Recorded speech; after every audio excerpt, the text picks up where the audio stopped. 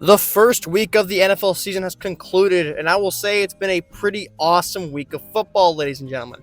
We got great games. We got some bad games. We got some boring games. We got some really boring games. We also got some really fun games and some games that make you depressed and not want to watch football for a while. That's all we have this week. But I'm going to get into it, and we're going to look at every single game this week. So let's get started with the Thursday game. Let's look at the first game up, the Dallas Cowboys versus the Philadelphia Eagles. Now, before I start talking about this game, I'm going to rant about these damn commercials. Now, I know it's obviously cliche, commercials now. You know, Red Zone is basically just one big commercial fest than games. But this primetime game drove me absolutely nuts because the first half of this game was so fun. It was such a great start of the season. Touchdown, touchdown, touchdown, touchdown, field goal, halftime. But my goodness, man.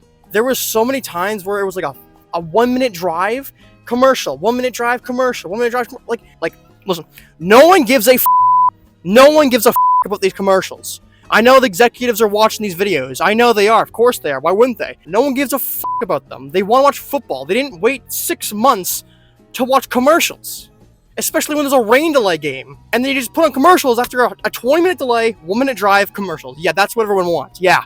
Sure thing, NFL. Yeah, baloney, man. Primetime games suck. You watch the highlights of this game, like, oh, it's a fun game. Watch the moment, you don't get that feeling because it was kind of oh my god, oh, commercials. Oh my god, commercials. Terrible. Absolutely horrendous. Horrible, NFL. Horrible. All right, so let's talk about the game, all right? This game went exactly as how I thought it was going to go. The Dallas offense played pretty good. Defense struggled, and they did pretty good against the Eagles defense. Now, Jalen Carter got suspended. Jalen Carter kicked out of the game by spitting on Dak. People try to blame Dak. Dak tripped, spit on the ground, and then went up to him and said, hey, sorry about that. And then Jalen Carter's like, no. Spit on his chest. Let's just be real, man. That was a bitch move by Jalen Carter, man. Dak is probably one of the nicest quarterbacks in the league. He seems like a really good guy. So what the hell are you doing to this guy? Like, there's scumbags in the NFL. You did it to Dak, a genuine good person, because you got your feelings hurt. Now, this is to be honest here. Jalen Carter's not a stand-up human being here, guys. We all know what he did in college. So it's not too surprising, but that was a bitch move by Jalen Carter. Let's be honest here, Dak mogged Jalen Carter right here. He speed mogged him, Jalen Carter in this situation. He mogged him pretty well, and you gotta give respect to Dak, man. Overall, Dak actually played a pretty solid game. The first half, he played pretty all right. However, there was some throws he was missing. He was missing some throws. The one to Ferguson a few times, one to CD. He was a little lost a pep in his step. I don't know if he's gonna be like this entire season if he lost his pep in his step, which sucks. But he overall played fine. His stats show that he played mediocre, but he actually played a pretty fine game. Like, even with the good protection, his throws were just a little off. I think that hamstring may have changed his way of playing a little bit. I still think he's going to be good, but he's definitely getting older and showing some age a little bit. He's got to become more of that veteran type. He's got to use his brain more than his athleticism now as a 32-year-old quarterback. But overall, not bad. Jalen Hurts played a pretty good game, too. Didn't throw much, but he made good plays. He was smart.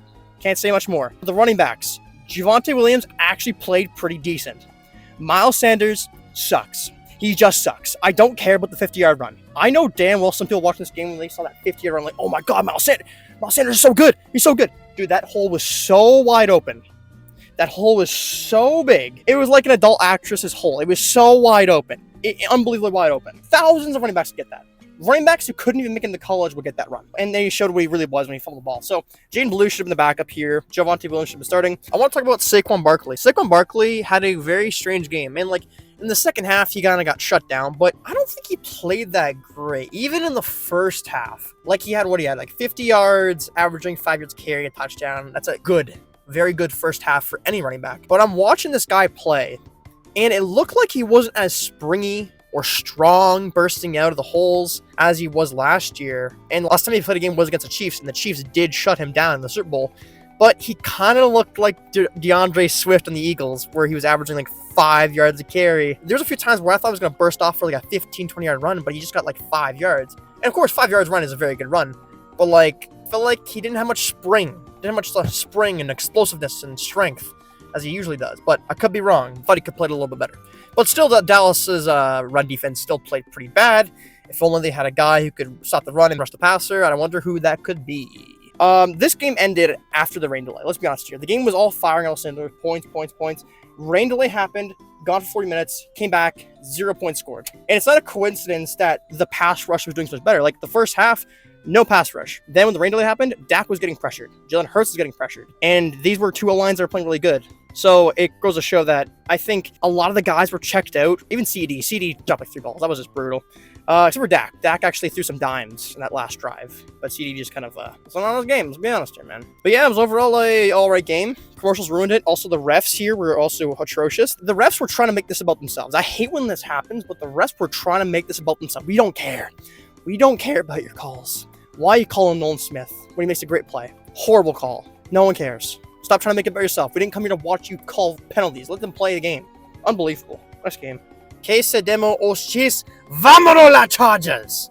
The Chargers in Brazil in September just beat the crap out of the Kansas City Chiefs. Yes, you hear me, they beat the crap out of them. I know the score is pretty close to the end of it, but this Chargers team looked damn good. Without Rashawn Slater, without even that great of a receiving core, they mopped that Chiefs defense. I don't know what's going on with the Chiefs defense this entire game. Like, the pass rush was doing pretty good, but the cornerbacks do bad. Quentin Johnston, of all players, was going off. Quentin Johnston, in this day and age, playing this good, doesn't make sense to me, does it? First, I want to say Justin Herbert proved my ass wrong, played a very good game, beat a very good team. You got to do that, and to be considered a top 10 quarterback, you got to do those games, and he did. So, props to Justin Herbert, props to Jim Harbaugh. Phenomenal game plan right there. I can't say enough good things, man. Like, they executed their game plan perfectly. They stopped the Chiefs' offense enough, and they ran all over them. They passed all over their defense. They did a great job. I will say something interesting with Patrick Mahomes here. I feel like he had something to prove to the fans. It wasn't showing like, oh, I'm this good. I think he was trying to prove to the fans like, hey, I'm not this little sissy boy who goes out there and just gets help from the refs. He wanted to prove to everyone's like, no, I'm a tough guy. And go out there and say, yeah, I can take a hit. I'm not going to go to bounds. And he did. So I got to respect Mahomes for that. Because there was like 3 or 4 times he could have ran out of bounds, but he just ran straight into a defender. And he got lit up a few times. He got some big hits on him. And eventually, he actually got a big hit on a DB. So I'm like, I got to respect Mahomes, dude. He wants to go out there and prove that he ain't no little chicken out there, dude. He's a big dog. Laying some meat. Laying some land on those big old hits. Respect there. He also had a great, crazy throw to Hollywood Brown on 4th down. It was insane. It could be one of the plays of the week. And he deserves it because it's obviously glazed, but like, dude, not many quarterbacks can make that play besides him. Maybe him and Josh Allen are the only players doing that play. Anyways, Pacheco, not a very good running back, is he now? Yeah, I think he's kind of on his last legs here. He had a good first year, got injured. Now we're looking the same. I thought Kareem Hunt was looking better on some of the runs, to be honest with you. Not a very good start for Pacheco. Overall, I think it was a very, very entertaining game, and the Chargers finally get a win against the Chiefs. And of course, it's not even in America. It had to be in a different country. But it is what it is. Next game. Now, you gotta feel for these Falcons fans, man. They're going through it. Young Hoku has been a very good kicker, but today, he was not kicking very well. Easy chip shot field goal, misses it with ease. I don't know how he misses that. It sucks because Michael Penix actually played a pretty solid game, and he showed that, hey, man, I didn't just play good last year and I'm going to suck. He's like, no, I'm a good quarterback, and he showed he's a good quarterback. Baker also played very good. Emeka Egbuka showing out for the boys. 2 touchdowns, 67 yards. Crazy good rookie performance from him right there. Not much better you could do there. Bucky Irving got pretty stuffed up by this team, and it didn't really matter in the end. Even though Baker was held in check pretty well in the first half, he exploded in the second half, got the win for the damn Buccaneers. And the Falcons, man, they just can't do it, can they? They just can't do it. They shut down Bijan pretty well in the rushing aspect, not the receiving aspect. He went off. Kyle Pitts. Am I right, guys? Kyle Pitts. Can I get a holler for Kyle Pitts? Playing a good game? Hell yeah. It's a game that was going to be close. It was for sure going to be a close game. We didn't know for sure who was going to win. I thought the Falcons were going to squeak it out, but they didn't.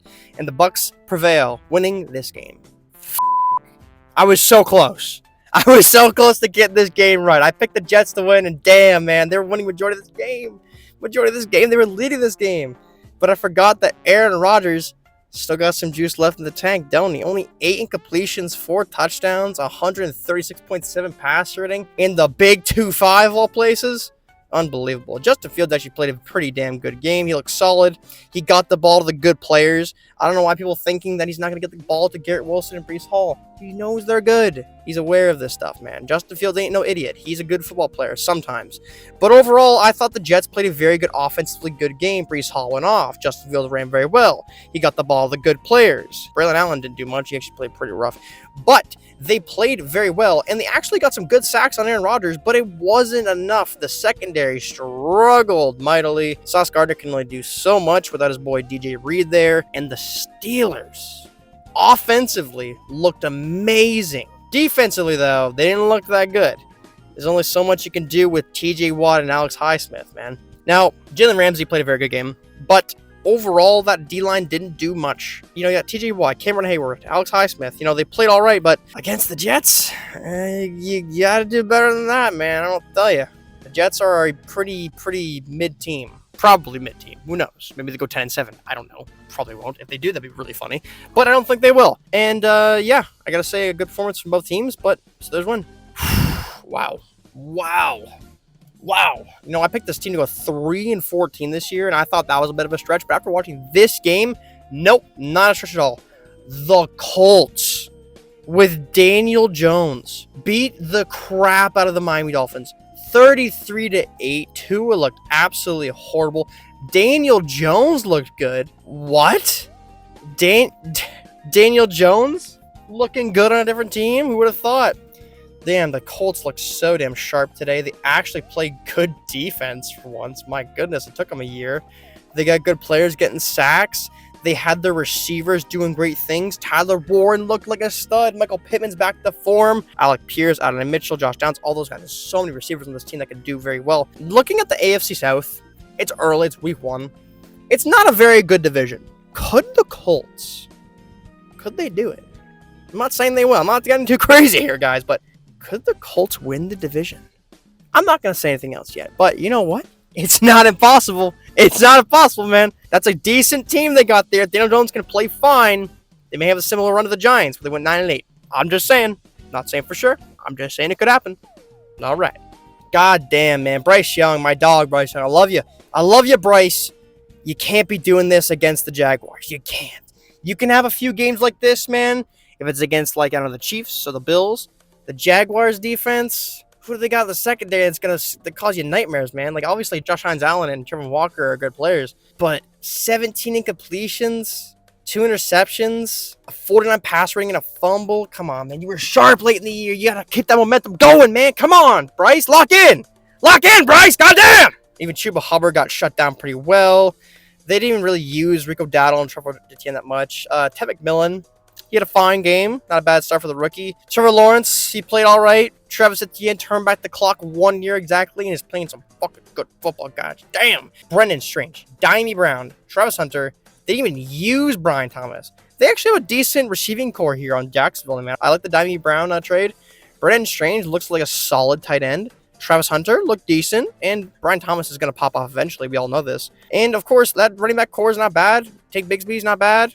Byshall Tootin could be a stud. We don't know. The old line looked a lot better. The Jags looked a lot better. This is a sleeper team. Now, obviously, I just said the Colts could win the division, but I really think it is down to the Jaguars and Texans, and we're going to get the Texans later. But the Jaguars could be a team that could be in the slight playoff hunt. Jaguars looking good. Panthers look horrible. Horrible. That defense is bad still, and that offense got to play good. I thought the offense would play good, man. They play good. They play bad, man. Goddamn. Giants, Commanders. Well, that did not go as planned. The Giants' defense, although they looked pretty good at times, again, their secondary is not good. And I saw a few times where this defense was actually getting some good pressure on Jaden Daniels. But again, it doesn't matter. We got Timbuktu covering Zach Ertz, and Timbuk3 covering Terry McLaurin and Deebo Samuel. Doesn't matter. They need to get there within 1 second. That's how fast they need to get there. I mean, even the O-line for the Giants didn't play good. I know the Commanders' D-line is underrated, but come on, man. Andrew Thomas is playing. You can't be giving up all these sacks to these guys, man. Come on, lock in. Russell Wilson was running for his life out there. Tyron Tracy didn't do anything. Scatterboo got -3 yards. He had a few good plays, but overall, man, that offense sucked balls. The Commanders did it pretty good. Let me say that. Played a very good game, 82 yards, 8.2 yards per carry, 1 touchdown, 42-yard run. Longest. Jaden Daniels had a very solid game, over 300 all-purpose yards and a touchdown. And Deebo Samuel looks like a good acquisition to the team. Austin Eckler is still old and still catching passes. Terry McLaurin obviously had a letdown game, but we know this guy starts slow. We know this guy will pop off for 150 yards eventually. Again, Zach Ertz, Unk still got it. Washington Commanders look like the exact same team as last year, and that's exactly what you want if you're a Commanders fan. Giants, though, offense looked horrendous. horrendously bad. I thought this game should have been at least a once-per game. They blew that shit out of the water. Terribly bad game from them. Hated it all. Cardinals Saints. This game was way closer than it should have been. I don't like how every quarterback on the Saints, no matter who the coach is, quarterback, is trying to murder Chris Olave. This is a man we're talking about. He has feelings. He can feel pain. He's hurting out there, my guys. You got to trade him. You got to trade him to a team that'll take care of him. Not a team that's trying to murder this man every week. Poor dude, man. Poor freaking dude. Spencer Rattler threw 46 passes and just played bad overall. The Cardinals won. They didn't do that much of a dominant win. They got to have a better victory than this against the Saints of all teams. I know the Saints are home and they can be loud, but you got to be playing better than this, man. James Conner, Trevor Bride, both played pretty solid. Marvin Harrison went off, which is nice and dandy. Trey Benson had a very good game. Kyler Murray did all right. The O-line did not do very good against the Saints. The Saints have Cameron Jordan. You got to play better than that, boys. Come on now. You think you're going to do good against the Seahawks defensive line? The Rams defensive line? Kyler Murray's going to be crushed. Crushed. Got to be better than this. Good win, but not really at the same time. Dude, there are 2 games this week. Jets game, Browns game. I picked them to win, and both of them were so close. It probably should have won both games. I knew the Browns were going to keep this game close. Everyone was expecting them to just roll over and die. I'm like, dude, listen here. What are you talking about? They're not going to roll over and die. They play the Bengals competitively no matter who it is. And the Bengals always struggle against Myles Garrett. And would you know, Myles Garrett played very good with 2 sacks. And they overall just kind of shot themselves in the foot. Joe Flacco threw 2 picks. You know, he got the ball out to his guys like Jerry Jeudy and Dylan Sampson, actually, who's a rookie, played very good, and Dayton Njoku. But 2 picks. Joe Burrow didn't really do much. He struggled a lot. He got a touchdown to Noah Fant. I forgot Noah Fant was on the Bengals, by the way. Chase Brown, fine. No one really played that great. Myles Garrett played really good. But other than that, no one really, stuck out that great for this team. And it's just a patented Bengals game in September, man. They're going to play lackluster, not playing the best football. It's how they are in September. Nothing new here. Patriots, Raiders. I knew I shouldn't have picked them. I knew the Raiders deep down in my soul were going to win this game, and they did exactly that. Now, Geno Smith, my guy, he's still playing some solid football. He got the ball out. You could say whatever you want about Geno Smith, but you cannot say he is a coward with the ball. That dude does not care where that ball goes. He is throwing that son of a bitch. Whoever's catching it, he's giving it to them. He's giving it to Bowers, Tucker, Myers, Dante Thornton, Michael Mayer. He's giving it to everybody. He's spreading that ball around, and I got to respect that. That's a fun quarterback to watch. Ashton Genty did not have the game we thought he would, but again, the Patriots defense is actually pretty underrated, so we can't have too high expectations here, guys. He's a rookie running back. There's going to be overhyped expectations, especially with a running back in the first round, and it was. The Patriots, on the other hand, kind of had some growing pains, Trevin Henderson played all right. Drake May played all right, too. But overall, they just were one step behind the Raiders the entire game, and I think they're going to bounce back and play better. It also is a young quarterback with a lot of new players in this team. I think they're going to get their group eventually, get some wins, get some dubs, put some food on the table for the boys. But for now, it's a loss. What can you do? Just move on to next week. Strike 3, the Seattle Seahawks are out. The San Francisco 49ers just edge out the Seattle Seahawks. It was a competitive game with the Seattle Seahawks leading late, but a late-time touchdown to Brock Purdy to Jig Tongues? Am I pronouncing that right? Jig Tongues touchdown gave him the win. Brock Purdy played a very shaky game. 2 touchdowns to 2 interceptions, but still finished above 90 on a passer rating. My dog Sam Darnold had 150 passing yards, 125 of those being Jackson Smith. That is 80% of his throws. How do you not throw to anyone else? You have other players. You could check it off to Charbonnet and Kenneth Walker and Cooper Kupp's there too. Why only JSN? He's great and all, but why, Sammy? Sammy, why? An overall lackluster game from these two teams. The San Francisco 49ers don't look the same. McCaffrey got held in check pretty well on the running aspect. He did very well receiving, of course, 73 yards on 9 catches. He was held to 3.1 yards per carry by the Seattle defense, and that was very good from them, so kudos to their D-line. Very underrated D-line in the league. Their defense on the San Francisco side played very good. Robert Saleh looks like he's back in his groove. However, the offense does not look as sharp. George Kittle, very good start, injured. There he goes. Brock Purdy is also injured. That's not good either. Overall, the San Francisco 49ers already started their season off rough here. Yes, they got a win, but they already started off with 2 big injuries on their 2 biggest players on offense. Ricky Pearsall looked good, which is good at least. How much longer is McCaffrey going to stay this healthy? Because I don't think he's staying healthy this long for this entire season. Just me, though. Exhale, Broncos fans. You guys nearly lost to the Tennessee Titans. How the hell was this game so close? Oh, yeah, Bo Nix. That's why. Wow, Bo Nix. Just wow, buddy. You had the jitters this season, didn't you? You just had the jitters coming into the season. 15 incompletions, 2 interceptions, only 145 yards against the Tennessee Titans defense. Come on, man. You got to lock in. Got to lock in, Bo. Good God. Cam Ward actually played a pretty solid first game, but the offensive line was absolutely horrendous, and he got sacked up the field from that great Denver defensive line. But the Denver team on offense, even with Bo Nix playing like a psychopath, still had some bright spots. R.J. Harvey, the rookie, looked pretty good. J.K. Dobbins looked pretty good. Courtland Sutton obviously looked good. Troy Franklin, the youngster, decent game. Evan Ingram getting in there. Not a bad game from the offensive and defensive side. They would have won this game way long ago if Bo Nix didn't play like a goddamn goofball. But it is what it is in the end. And, I mean, it's week 1, I guess. You have the jitters. People play differently. I'll let him off a hook this time, but I won't be so nice next time.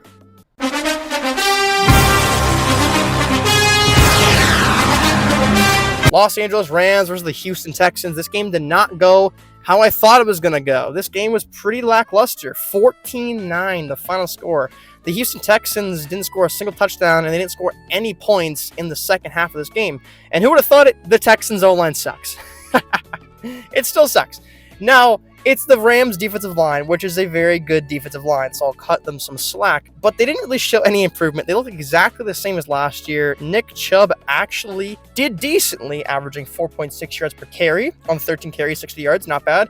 C.J. Stroud was running for his goddamn life this entire game. He couldn't get the ball to his best guys. His leading receiver was Jaden Higgins at 32 yards. He completed his most passes to the backup tight end, Cade Stover. Nico Collins was like 5th in the receptions chart. Didn't get the ball to his guys. Was constantly pressured by that amazing defensive line from the Rams. The Rams actually did play pretty well offensively. Kyron Williams had his patented 3.7 yards per carry. That's what you get from Kyron Williams. I don't know what else you want from me. That's how he plays. Puka Nacua got knocked out 3 times from Azeez Al-Shaair. And I'll say Azeez Al-Shaair, he's kind of the embodiment of what DeMeco Ryans loves. And as we know, DeMeco Ryans loves imposing his will on his teams.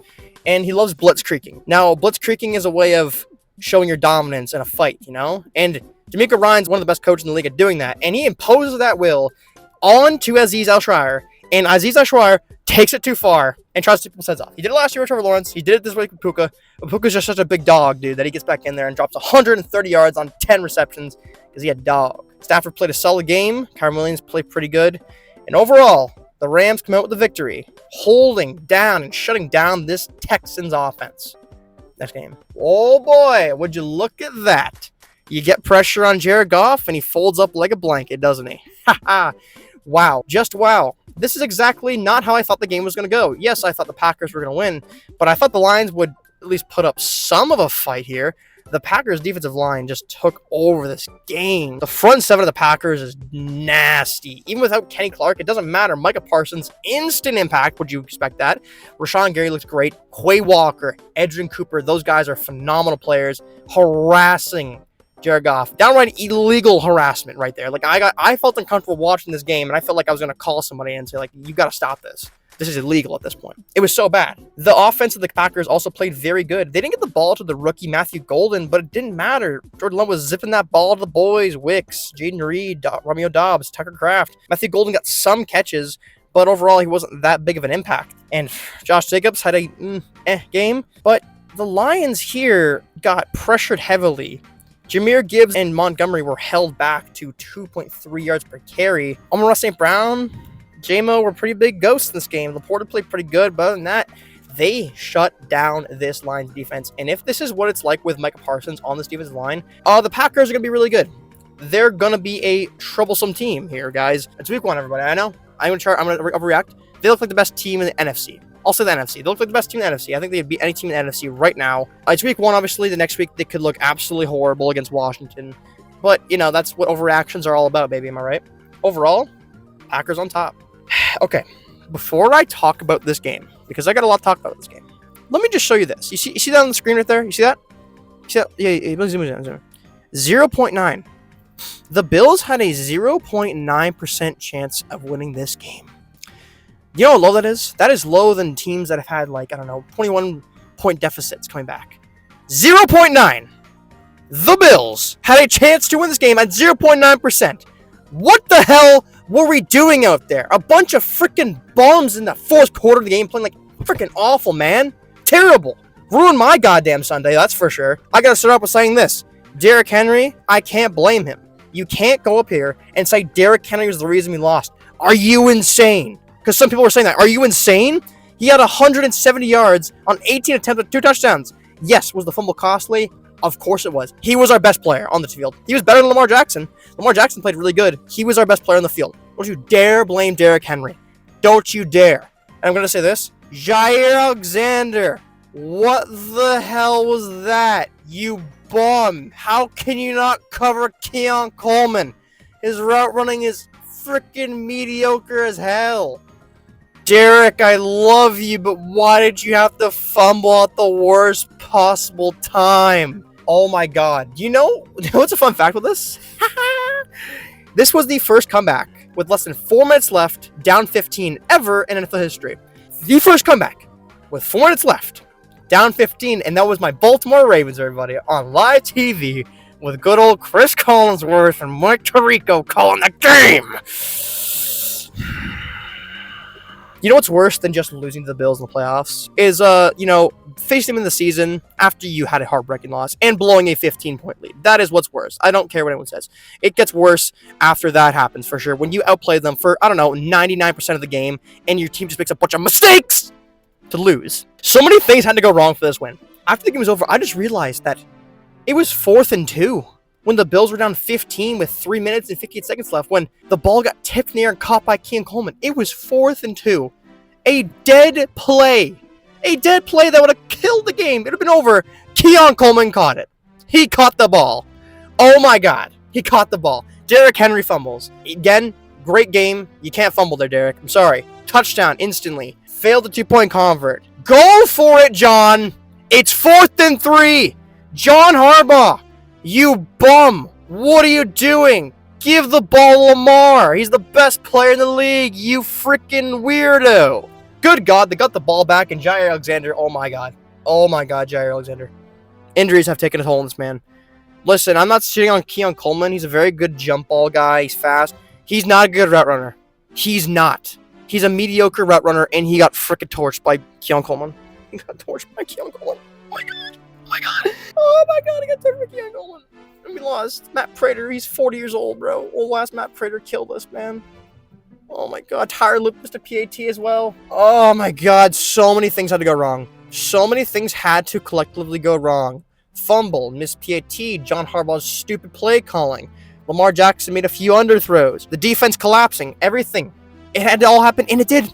It was crazy, it did. Good for the Bills, man. Good for those Buffalo Bills next game. Oh, that was a fun one. J.J. McCarthy started off pretty rough in this game, but dude turned it on in a dime. Now, his performance reminded me a lot of one of Joe Burrow's first performances. I think it was against the Browns in his rookie year, where in the first half, he kind of just played a lot of dink and dunks. He wasn't very aggressive. He's kind of timid. But then in the second half, he turned it on and started slinging it. And that's what kind of reminded me of J.J. McCarthy's game here. He overall played very good. I'm not saying just the second half. He was playing decent in the first half beside that pick six. He was like making smart decisions. He had a few good throws that were just dropped by Jefferson as well. His 2 pass touchdowns were good. They were tight throws, not completely wide open. Impressive throws from J.J. McCarthy, man. He had a good scramble ability as well. He rushed for a touchdown, 3 total touchdowns from J.J. McCarthy on an O-line that wasn't playing that great. So that's a very good sign for the Vikings, considering this guy was under decent pressure and put up 3 touchdowns on a road game in prime time. That's a good sign for them. Caleb Williams, on the other hand, had a very, very great start of the game. He was looking good. He was actually looking like the Mahomes 2.0 that we thought he was going to look like. And then in the second half, it just went all downhill from there. Like, he just missed throws.